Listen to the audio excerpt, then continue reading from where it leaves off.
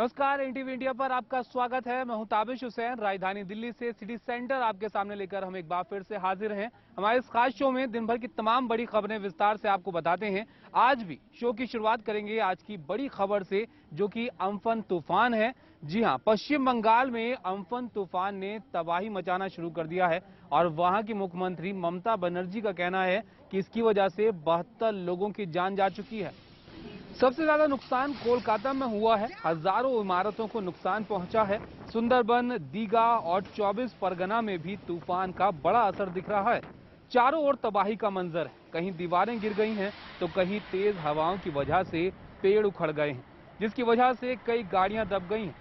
Kolkata airport पर भी पानी भर गया है, जिसकी वजह से हैंगर में खड़े हुए कुछ विमानों को नुकसान पहुंचा है। मुख्यमंत्री ममता बनर्जी ने कहा है कि तूफान अम्फन ने कोरोना वायरस से भी ज्यादा नुकसान पहुंचाया है और करीब 1 लाख करोड़ रुपए का नुकसान हो चुका है। तो अम्फन तूफान किस तरीके से कोलकाता में और तटीय इलाकों में तबाही मचा रहा है, तस्वीरों के जरिए आप देख रहे हैं। हमारी सहयोगी मोनीदीपा कोलकाता से लगातार इस तूफान से जुड़ा हुआ अपडेट हमें भेज रही हैं। आज शाम भी जो मोनीदीपा ने तस्वीरें भेजी, उसमें सड़कों पर पेड़ गिरे हुए नजर आए, बिजली की तारें फैली हुई नजर आई। मोनीदीपा की रिपोर्ट आप देखिए। कोलकाता लग रहा है एक युद्ध क्षेत्र है। ये देखिए, लेक व्यू रोड है और इतना बड़ा सा एक पेड़ यहाँ पे गिरा दिया ये साइक्लोन अम्फान ने। ये तो बस एक ही रास्ता मैं आपको दिखा पा रही हूँ, लेकिन साथ साथ आप राष्ट्रविहारी एवेन्यू कहे, पार्क स्ट्रीट कहे कोलकाता का, या गुरु सदैल रोड, या बालीगंज सर्कुलर, या उत्तर कोलकाता में भी उल्टा डांगाव जो रास्ता है, main road, Maniktala main road, हर जगह पे पेड़ गिरे हुए हैं। भयानक सा एक दृश्य है। लग रहा है शहर में एक युद्ध हुआ है। और साथ साथ तार, इलेक्ट्रिक वायर्स, केबल वायर्स, इसके कारण एक तो इलेक्ट्रोक्यूशन की बड़ी डर है, जिस कारण जो 72 लोग मारे गए हैं, उनमें से काफी संख्या, एग्जैक्ट संख्या हमको अभी भी पता करना है, लेकिन काफी संख्या की मौत हुई है इलेक्ट्रोक्यूशन से। इलेक्ट्रिक लाइन गिर गया रास्ते पे और उसके ऊपर पानी आ गया और पानी से कोई चल पड़ा और इलेक्ट्रोक्यूट हो गया। सोमवार यानी 25 मई से पिछले करीब 2 महीने से बंद घरेलू उड़ान सेवा शुरू की जा रही है और इस ऐलान के बाद अब सबकी निगाहें एयरपोर्ट्स पर हैं। तो वहां पर कैसी तैयारियां हैं, ये जानने के लिए गुवाहाटी एयरपोर्ट का जायजा लिया हमारे सहयोगी रत्नदीप चौधरी ने और ये जानने की कोशिश की कि यात्रियों को एयरपोर्ट में दाखिल होने से लेकर आखिर तक किस प्रक्रिया का पालन अब करना होगा। आप देख सकते हैं, मैं इस वक्त एक पैसेंजर के रूप से गुवाहाटी के गोपीनाथ बोरदोलोई एयरपोर्ट से किस तरह से एक पैसेंजर यात्रा करेंगे उसको मैं दिखाने की कोशिश कर रहा हूं। तो जो भी पैसेंजर आएंगे उनको इन मार्किंग्स में खड़े होना है, डिस्टेंस मेंटेन करना है हमेशा, और आगे चल के क्या स्टेप्स हैं वो हम दिखाएंगे। जो डिपार्चर गेट है उसके सामने आएंगे, सबसे पहले एयरपोर्ट अथॉरिटीज के ये पर्सनल्स रहेंगे। They will be there and they will be giving us sanitiser so that we can sanitise our hands. This people, this frontline personals, they would be spraying disinfectant. थोड़ा दिखाइए भाई साहब किस तरह से। तो आपका जो बैगेज होगा उस पे इस तरह से डिसइंफेक्टेंट स्प्रे किया जाएगा। This is how it will be done, so that to disinfect it we would have to stand in front of them. They will do the first medical checkup. This is the medical screening which is taking place.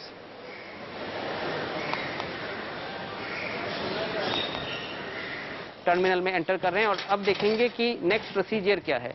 जैसे हमने यहाँ पे terminal में अपने entry किया, we have entered and then once I have shown the ticket, I will have to show my ID card for verification. ID card दिखाना होगा ना मैम। ये देखिए, हम अभी अपना आईडी प्रूफ दिखा रहे हैं।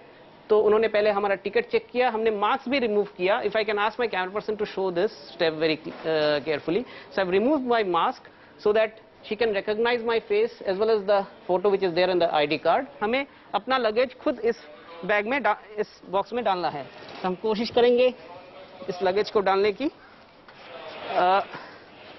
और अगर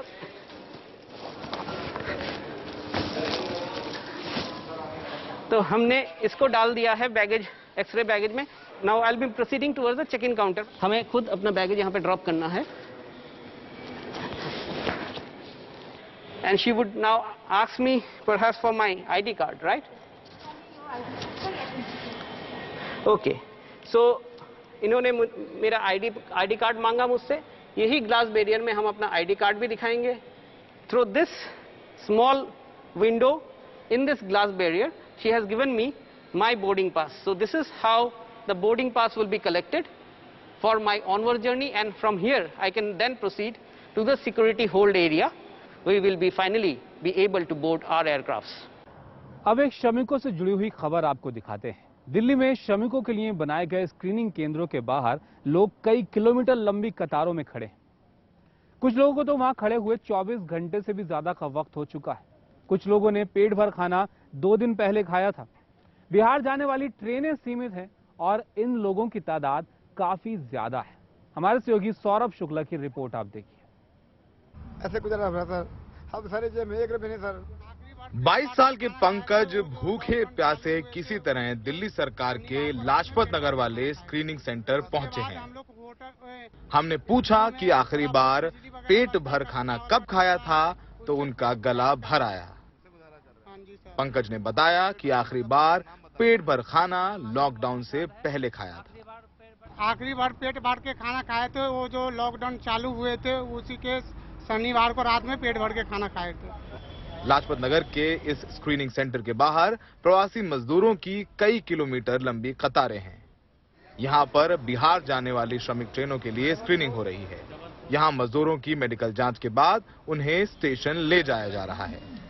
यहां हमारी मुलाकात कुछ ऐसे श्रमिकों से हुई जो बुधवार रात से कतारों में खड़े हैं और आखिरी बार 2 दिन पहले खाना मिला था। यहाँ रात को 8 बजे ही आए थे। आखिरी बार पेट भर खाना कब खाया था? परसों खाए थे मैंने। दिल्ली सरकार बिना पैसे लिए इन मजदूरों को श्रमिक ट्रेनों से बिहार भेज रही है। अब तक 1,70,000 से ज्यादा श्रमिक जा चुके हैं।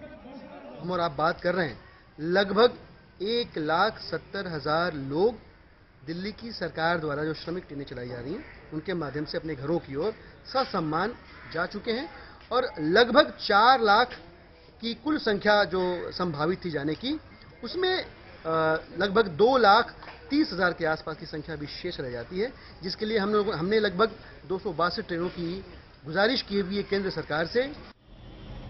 जिनका नंबर आज आ गया वो तो चले गए, पर हजारों मजदूर सड़क पर बैठकर धूप में अपनी बारी का इंतजार कर रहे हैं।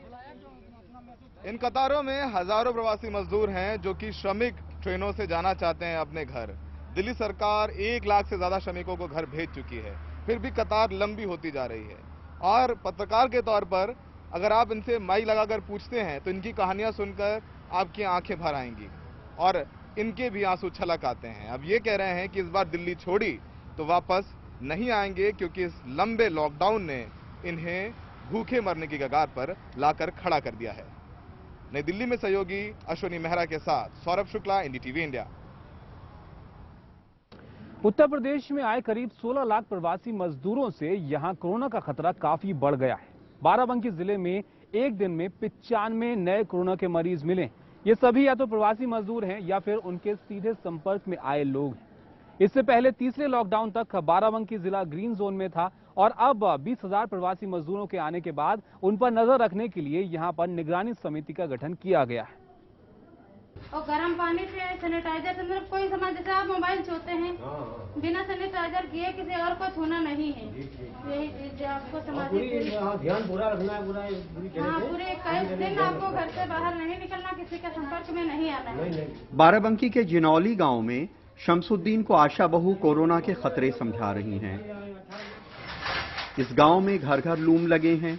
शमसुद्दीन यहां के बुने स्टॉल उदयपुर में फेरी लगा के बेचते हैं। फॉलो अप करते हैं तो बताते हैं, अगर बाहर भी निकलेंगे तो आसपास से पता चलेगा कि बाहर निकले हैं, तो हम लोग उनको बताते हैं, समझाते हैं कि जैसे अगर आप घर में रहेंगे तो आप सुरक्षित रहेंगे, आपके घर वाले सुरक्षित रहेंगे। बाराबंकी में अब तक 20,000 प्रवासी मजदूर आ चुके हैं।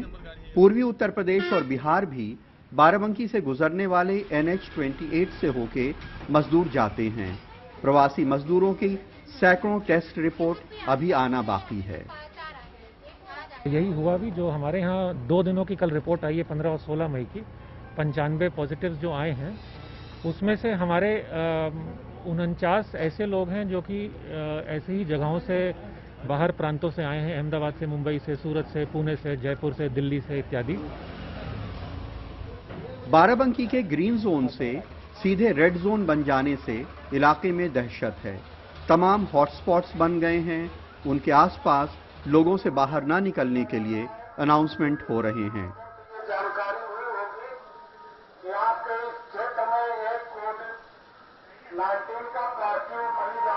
20,000 प्रवासी मजदूरों से होम क्वारंटीन का पालन करवाना पुलिस के लिए बड़ा चैलेंज है। ये हम लोग आकस्मिक चेक करते हैं और इसमें ये भी स्पष्ट निर्देश दिए गए हैं स्थानीय थाने को और निगरानी समिति को कि जो भी व्यक्ति इसका पालन नहीं करता हुआ पाया जाए उसके विरुद्ध आपदा अधिनियम के अंतर्गत मुकदमे लिखवाए जाएं। बाराबंकी के 1,000 से ज्यादा गांवों में हर गांव में एक आशा बहू आने वाले प्रवासी लोगों को बता रही हैं कि उन्हें कैसे क्वारंटीन में रहना है, कैसे खुद को बचाना है और संक्रमण से गांव और परिवार को बचाना है। लेकिन इस बात के लिए लोगों को खुद डिसिप्लिन अपनाना पड़ेगा, क्योंकि इतनी बड़ी आबादी के लिए हर शख्स के पीछे एक सरकारी कर्मचारी नहीं हो सकता है। बाराबंकी में सरफराज वारसी और कैमरामैन विनीत कुमार वर्मा के साथ कमाल Khan, NDTV India. City centre में यहाँ वक्त एक छोटे से ब्रेक का। ब्रेक के बाद देखिए करीब 2 महीने बाद दिल्ली के पार्कों में शुरू हुआ लोगों का टहलना।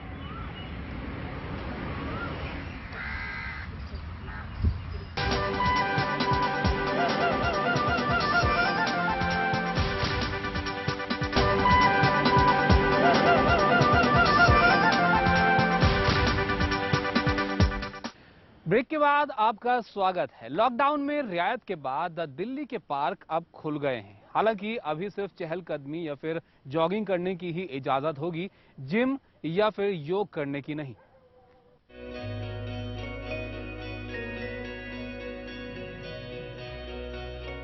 नीले आसमान के नीचे दिल्ली के पार्कों में टहलना लगभग 2 महीने बाद मुमकिन हुआ है। मैं यहाँ हफ्ते में 2 बार आता था।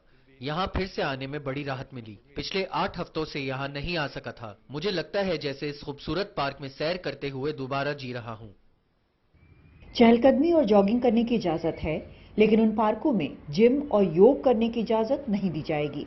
65 साल से ज्यादा उम्र के बुजुर्गों और 10 साल से कम उम्र के बच्चों को अब भी घर में रहने की सलाह दी गई है, यानी वो इन पार्कों का आनंद नहीं ले सकते। पहले जो पोल्यूशन था, now pollution is very less because of that lockdown, so we feel very happy. This is like our practice. ये पार्क हमारा प्रैक्टिस ग्राउंड है जहाँ हमारे रोज मैच होते हैं। ये सुनकर बहुत दुख हुआ था कि ये बंद हो रहा है। यहाँ आकर बहुत खुश हूँ। दिल्ली के सभी पार्क सुबह 7 बजे से 10 बजे तक खुले रहेंगे और फिर दोपहर 3:30 बजे से शाम 6:30 बजे तक। सभी दिल्ली के निवासी जो अब तक इस हरियाली को मिस कर रहे थे, वो अब आखिरकार इसका मजा उठा पाएंगे। नई दिल्ली से कैमरा पर्सन एजे जोसेफ के साथ सुकीर्ति द्विवेदी, एनडीटीवी इंडिया के लिए। तो इसी के साथ आज के सिटी सेंटर में फिलहाल इतना ही। मुझे दीजिए आप इजाजत। आप एनडीटीवी इंडिया के साथ बने रहिए, क्योंकि देश और दुनिया का तमाम अपडेट हम आप तक लगातार पहुंचा रहे हैं। नमस्कार।